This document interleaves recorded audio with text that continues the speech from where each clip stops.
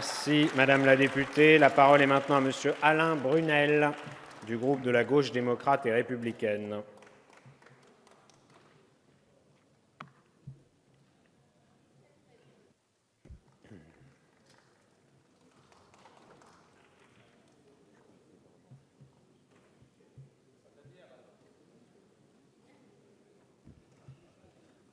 Monsieur le Président, Madame la Ministre, Madame la rapporteure, chers collègues, la confiance ne se décrète pas.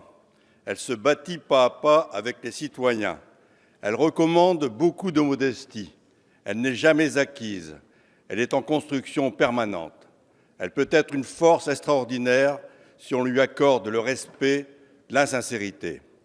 Il y a une fracture énorme, un fossé qui se creuse depuis de nombreuses années entre la politique et les citoyens, entre ceux qui, à la tête des gouvernements successifs, ont tourné le dos à celles et ceux qui leur avaient accordé leur confiance.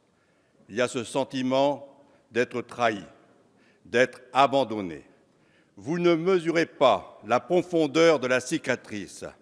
Il y a une rupture de confiance qui mériterait effectivement de prendre le temps d'écouter le cri d'alerte des citoyens, de croire en leur dynamisme, à la force de leurs propositions économiques, sociales et environnementales.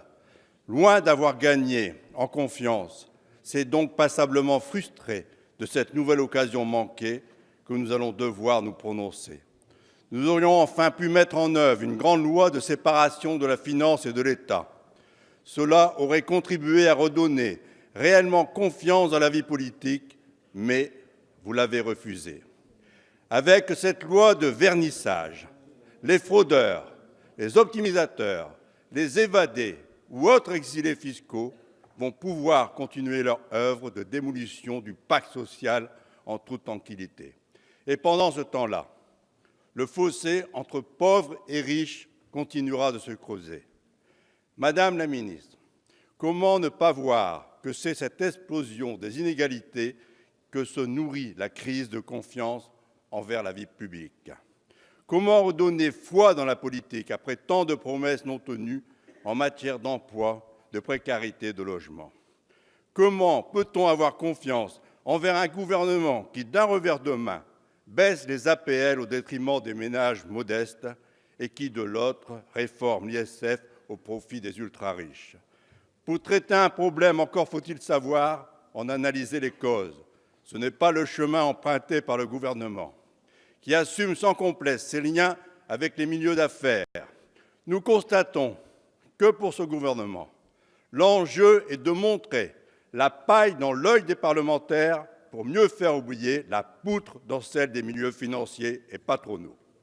Pour vous, Madame la Ministre, il semblerait que le problème central qui mine notre République ne soit pas l'évasion fiscale, ni la collusion entre la sphère publique et le monde des affaires, mais plutôt le comportement non vertueux des élus de la nation.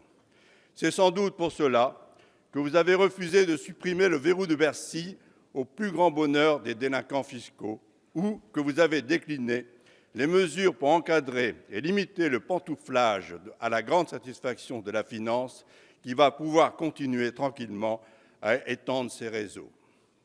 Votre priorité était d'utiliser cette loi organique pour venir supprimer la réserve parlementaire. La suppression de celle-ci, c'est un trou de 146 millions par an pour les projets des collectivités locales ou des associations. Un nouveau coup dur qui va encore affaiblir la vie sociale et communale. Depuis plus de 10 ans, les collectivités sont asphyxiées financièrement avec la baisse drastique des dotations de l'État. Pour les petites communes, une subvention parlementaire, c'était souvent une aide conséquente pour se lancer dans la réfection d'une route ou d'une école.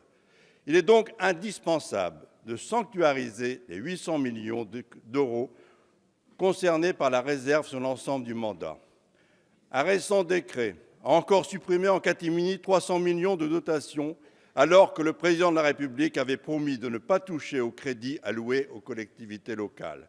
Comment pouvons-nous espérer redonner confiance dans la vie politique avec de tels reniements? Cette loi nous laisse un goût amer, avec l'impression d'être davantage dans la communication et le marketing que dans une révolution permettant de rétablir la confiance entre nos concitoyens et le monde politique.